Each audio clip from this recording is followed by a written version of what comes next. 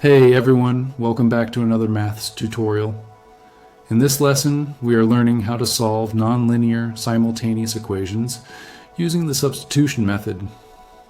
Sometimes it is not possible to solve simultaneous equations by elimination, especially when one of them is quadratic.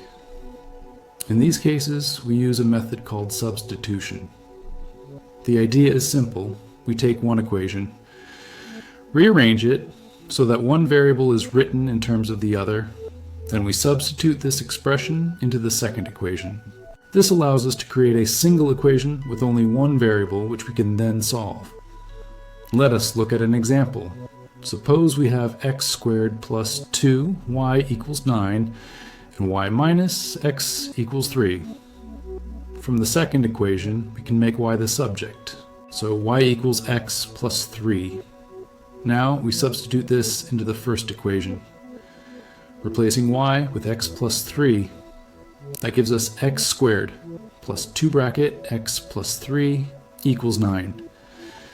Expand the brackets to get x squared plus 2 x plus 6 equals 9.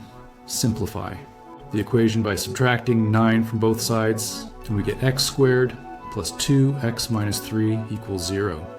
Now we can solve this quadratic equation by factorizing. It becomes open bracket x plus 3, close bracket, open bracket, x minus 1 close, bracket equals 0.